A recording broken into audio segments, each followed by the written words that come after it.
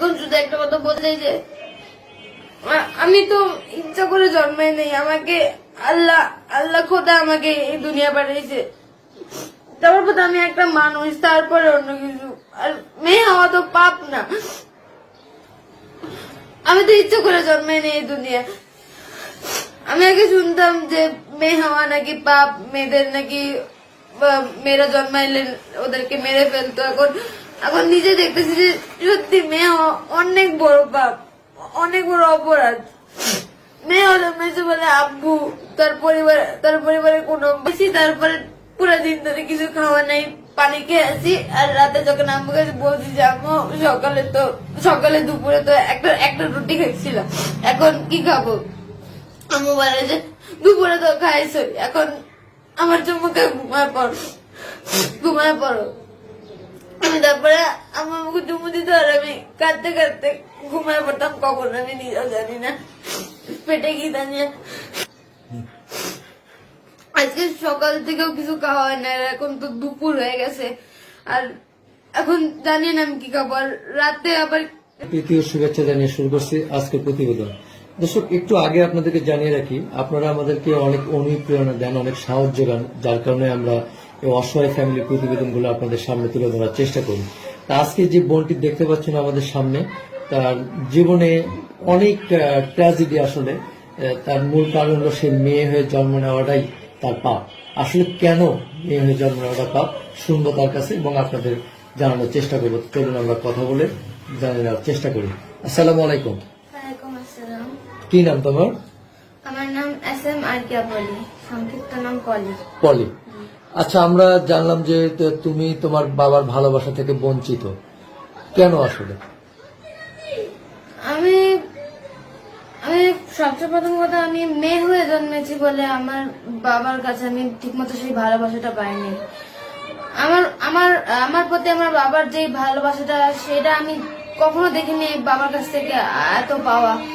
মানে তিনি মাঝে মধ্যে বলতো যে ছেলে হলে ভালো হইতো। আমি তারপর বলতাম যে ছেলে হলে যদি ভালো হইতো তাহলে এখানে আসো কেন, এখন তুমি চলে যাও অন্য জায়গায়, তো আমাদের সাথে তোমার থাকার দরকার নেই।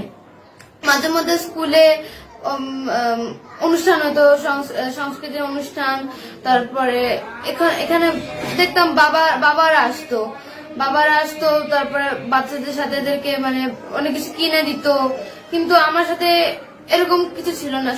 সংস্কৃতির অনুষ্ঠান কি, আমার স্কুলে যেতাম তখন আমি একা একা যাইতাম, আমার আম্মু অসুস্থ ঘরে থাকতো।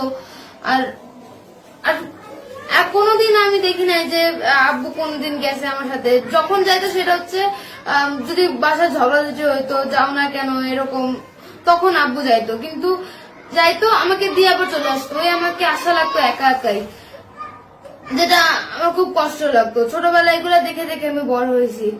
আর আর ভালো লাগে না আমার ঠিক এই অবস্থায় থাকতে। ঝগড়াঝাটির কথা যে বললা, ঝগড়াঝাটি কি নিয়ে হতো, কেন হতো? ঝগড়াঝাটি আমি ছোটবেলায় বুঝতে পারতাম না কেন ঝগড়াঝাটি হইতো।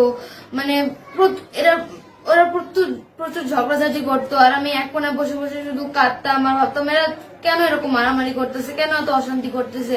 তারপর আমি যখন আস্তে আস্তে বড় হইলাম তখন বুঝলাম যে আসলে আমার জন্য ঝগড়াঝাটিটা হইতেছে। আমি মেয়ে হয়ে জন্মেছি বলেই এই ঝগড়াঝাটিটা। তারপর আমি মাঝে মধ্যে নামাজ করি, নামাজের মধ্যে আল্লাহকে ডাকি, বলি যে কেন তুমি কেন আমাকে এই দুনিয়ায় পাঠাইলা, যখন এতই কষ্ট দেওয়ার ছিল কেন পাঠাইলা? আমি আর পারতেছি না এই কষ্ট সহ্য করতে। প্রচুর কষ্ট দিত আমার আব্বু, আমাকে ঠিক মতো মানে টাকা পয়সা দিত না। মানে এক কথায় এমন একটা, মানে উনি যদি নাও মারতো, উনার যে কথাবার্তা, সেই কথাবার্তা গুলো মানে এমন ছিল যেন মনে হয় যেন বলার বাইরে। আচ্ছা, একটাবার তুমি বলেছিল যে একটা চকলেট কিনে চাইতে গিয়ে কি ঘটেছিল, কি বলেছিল তোমার বাবা? ওটা আমি তখন প্রথম আমি স্কুলে যাচ্ছি, আমি ক্লাস 1-এ পড়ি। তো তখন স্কুল থেকে আসার পথে আমি একটা দোকানে গেছি, আব্বুকে বলছি আব্বু আমাকে একটা চকলেট দাও তো। সেটা 5 টাকা একটা চকলেট ছিল। তো আমি চকলেটটা নিলাম আর আব্বু আমার হাতে এরকম ভাবে অনেক জোরে মুচড় দিয়ে চকলেটটা রেখে দিল। আমি প্রচুর ব্যথা পাইছি। আমি তারপর কাঁদতে কাঁদতে দৌড়তে দৌড়তে বাসায় এসে আম্মুর কাছে কাঁদছি যে আব্বু আমাকে হাত ধরে মুচড় দিছে। তারপরে এই ব্যথাটা অনেক দিন ছিল, কিন্তু আমি আব্বুকে অনেক ভালোবাসতাম যে আমি মানে কিছু হলে কয়েক মিনিট পরে ভুলে যেতাম যে আব্বু কি করছে, কেন এরকম করছে, বুঝতে পারতাম না। কিন্তু এখন যখন বড় হতেছি তখন বুঝতে পারতেছি আমি আব্বুকে যতটা ভালোবাসি আব্বু আমাকে ততটাও ভালোবাসে না। যা ভালোবাসে এটা দুনিয়ার ঘরের বাইরে, দুনিয়ার মানুষের সামনে, কিন্তু ভেতরে কোনো ভালোবাসা নেই আমার প্রতি আব্বু। মানে মানুষ দেখানো ভালোবাসতো যে মানুষ যাতে বুঝতে পারে যে সে তার সংসারে বাবার স্ত্রী সন্তানদের ভালোবাসে, কিন্তু ঘরে সে অন্যরকম মূর্তি হয়ে দাঁড়াইতো। তার মানে সেটা তুমি মেয়ে হয়ে জন্ম নিয়েছই বলে, জি। মানে ছেলে হলে এই সমস্যাগুলো হতো না। আমি তো শুনি এটাই যে যদি ছেলে হইতো ভালো হইতো, কিন্তু আমার মা মাঝে মধ্যে বলে যে যে আব্বু নাকি বলতো যে মেয়ে হলে মেরে ফেলবে আর ছেলে হলো সমস্যা। তখন আমার একটা প্রশ্ন থাকতো, যদি এমনই হয় যে মেয়ে হলো সমস্যা, ছেলে হলো মেয়ে হলো মেরে ফেলবে, ছেলে হলো সমস্যা, তাহলে এরা সন্তান নিল কেন? তাহলে আমারও তো এত কষ্ট করা লাগতো না। তখন কি বুঝলে আসলে যে মানে ছেলে হলে মোটামুটি কিছুটা হলো মেনে নিত, মেয়ের কারণেই এই জিনিসগুলো হচ্ছে? কারণ তার মানে তোমার বাবার অর্থ সম্পত্তি কাউকে দিতে চায় না, মানে তার অনেক অর্থ সম্পদ আছে থাকার পরেও আজকে তুমি এতিম, অসহায়। মানুষ বাবা মারা গেলে এতিম হয়, কিন্তু তোমার বাবা থাকা অবস্থায় তুমি এতিম হয়ে পড়ছো। আচ্ছা, একটু জানতে চাই যে তুমি পড়াশোনা এখন কিসে পড়ো? এখন আমি 6-এ পড়ি, এবার 7-এ উঠবো। আচ্ছা, পড়াশোনা করে কি হওয়ার ইচ্ছা তোমার? আমার পড়াশোনা হয়ে আমার বড় স্বপ্ন আছে আমার পাইলট হওয়া। আমার ছোটবেলা থেকে এটা স্বপ্ন ছিল পাইলট হওয়া। এমনিতে আমি নাচ গান করি, এটা শখের জন্য, মানুষের একটা শখ থাকে, সেই শখের জন্য আমি বড় হয়ে অনেক বড় হতে চাই। আমি চাই যাতে মানুষ আমাকে চেনে, আমাকে আমাকে আমাকে জানুক, যে সবার মুখে মুখে আমার নামটা ছড়াক। আমি এটা চাই, আমি আমার স্বপ্ন পূরণ করতে চাই। এই জন্য পাইলট হতে চেয়েছিলাম। কিন্তু এখন তো তুমি তোমার মাকে নিয়ে বাবার থেকে আলাদাটা কেন হলে? তোমরা কেন আলাদা আছো? আলাদাটা আছি এই মানে ওদের সবসময় ঝগড়া হইতো, টাকা পয়সা নাই এইরকম নিয়ে প্রচুর ঝগড়া হইতো। আর সবচেয়ে বড় কথা আমি মেয়ে, এই নিয়ে ওদের আরো বেশি ঝগড়া হইতো। হ্যাঁ বল, তুমি একটা সময় বলছিলা যে তুমি তোমার চাচাতো ভাইয়ের দ্বারা কি যেন একটা সমস্যা হয়েছিল, বলবা? সেটা খুব ছোটবেলায়, সেটা ইফটিসিং যেটা বলা হয়, ওই ইফটিসিং এর শিকার হয়েছিলাম। কিন্তু আমার চাচাতো ভাইয়ের দ্বারা আমার সেটা এখন এতটা মনে নাই, শুধু আমি জানি ইফটিসিং এর আমি শিকার হয়েছিলাম ছোটবেলায়। আচ্ছা, তো তারপরে তুমি তোমার মাকে বলেছিলা সেটা? জি, আমি আমার আম্মুকে সেটা বলছিলাম। আব্বু এটা শুনছিল, কিন্তু আমি জানি না কেন, মানে আব্বু এটা পাত্তাই দিল না। আব্বু ওদেরকে, যারা আমার সাথে খারাপ ব্যবহার করছে তাদেরকে আদর করে, তাদেরকে আপনি করে বলে, আর আমাকে তুই তুকারি করে বলে, যেটা আমার খুব কষ্ট লাগে। তুমি আরেকটা সময় বলছিলে যে তুমি ঘরে বসেছিলা, তোমার আম্মুকে মেরে বাথরুমের মধ্যে ফেলে দিছিল, ওই ঘটনাটার কথা কি মনে আছে তোমার একটু? জি, সেটাও খুব ছোটবেলায়। আমি তখন মানে আমি তখন খাইতেছিলাম, আর এই সময় আব্বু আর আম্মুর মধ্যে কি জানি নিয়ে একটা ঝগড়া লাগলো। তারপর সেই ঝগড়াতে আব্বু আম্মুকে মানে বাথরুমের মধ্যে নিয়ে ফেলে দিছে। আমি তো সেটা অন্যদিকে বসে থেকে কাঁদতেছি। তারপরে আম্মুর হাতেও ব্যথা দিছিল।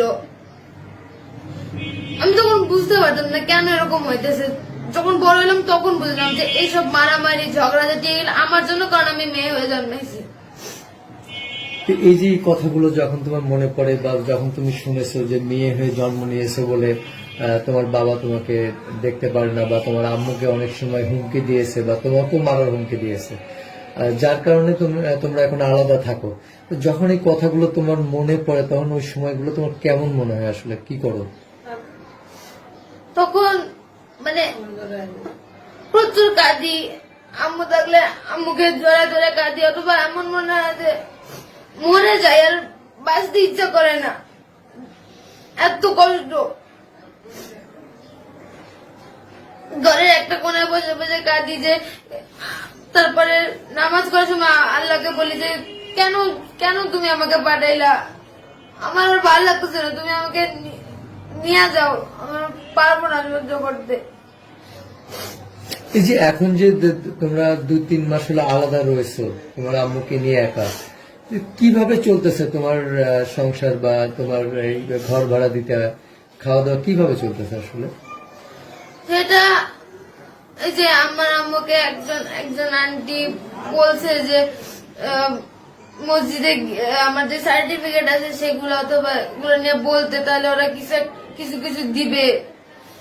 আম্মু সেটা করে চলতেছে। আর খাওয়া দাওয়া এসব এগুলো দিয়ে আমরা চলতেছি। আর খাওয়া দাওয়া অল্প অল্প মানে এখন ভাতটা অনেকদিন হয়ে গেছে আমরা খাই নাই, ওই রুটি এগুলা একটু করে খাই। আজকে সকালে কি খেয়েছো? কোনো কিছু খাই নাই। এখনো কিছু খাওনি? না এখন পর্যন্ত কিছু খাও নাই? না মানে খাবার কি বাসায় জোগাড় করতে পারে নাই? না। সুপ্রিয় দর্শক, শুনলেন যে প্রায় 4 দিন 5 দিন হয়ে গেল এখনো ভাতের মুখ দেখে নেই, একটু রুটি খায়। আর আজকের দিনও প্রায় বেলা 1টা বেজে গেছে, এখন পর্যন্ত এই বাচ্চা মেয়েটি খায় নাই।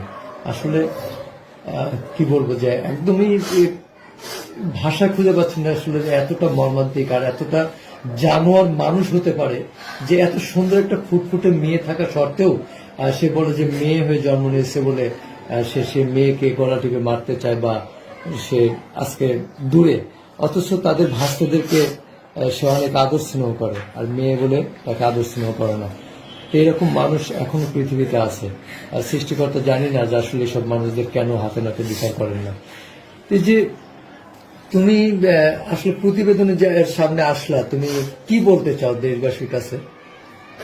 আমি বলতে চাই যে এই দুনিয়া এখন শুধু আমার আম্মু আছে একমাত্র। আমি শুধু সবার প্রথম আমার আম্মুকে সুস্থ করতে চাই। আমার আম্মু যদি সুস্থ হয়ে যায় আমার আর কিচ্ছু লাগবে না এই দুনিয়া। আমার শুধু যারা দেখতেছে তাদের কাছে একটাই অনুরোধ, আপনারা আমার আম্মুকে সুস্থ করে দেন, তাহলে আমার কিছু লাগবে না। তোমার আম্মুর কি অসুখ? আমার আম্মুর এবারে টিউমার, তারপর আরো এরকম অনেক অনেক রোগ আছে। আমার আব্বু মাঝে মধ্যে লোকদেরকে বলে যে ওর এমন অসুখ হয়েছে ও বাঁচবে না, আবার অনেকে বলে আমার আম্মু নাকি পাগল। আমি জানি না কেন আব্বু এরকম বলে আমাকে। মাঝে মধ্যে আমার সামনে বলে যে এ মরে গেলে আমি বেঁচে যাই, আমার আম্মুকে বলে যে মরে গেলে আমি বেঁচে যাই। তারপরে আমি আব্বুকে বলি যে তোমার যে মানে তোমার কেমন লাগে, আমার যদি মা মারা যায় আমার কেমন লাগবে। কিন্তু তাও তার মধ্যে কোনো পরিবর্তন নাই। আমি ছোটবেলা থেকে এটাই শুনতেছি যে আম্মুকে বলতেছে যে মরে গেলে আমি বেঁচে যাই। সুপ্রিয় দর্শক, আসলে কি বলবো যে আমাদের খুবই কান্না পাচ্ছে যে আসলে এতটা পশু এতটা জানোয়ার মানুষ কি করে হতে পারে। তো তুমি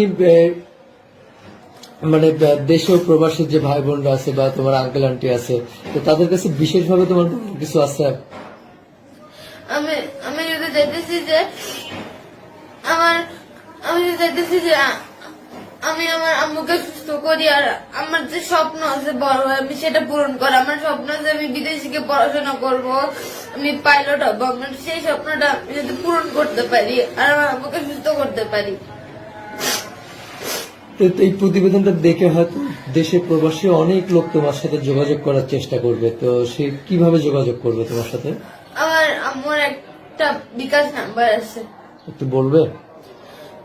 আমার বিকাশ নাম্বার 01956995803। আরেকবার বলো। 01956995803। ঠিক আছে, ভালো থেকো। আমরা দোয়া করি যে তোমার আম্মু সুস্থ হোক বা তোমার স্বপ্ন পূরণ হোক আস্তে আস্তে।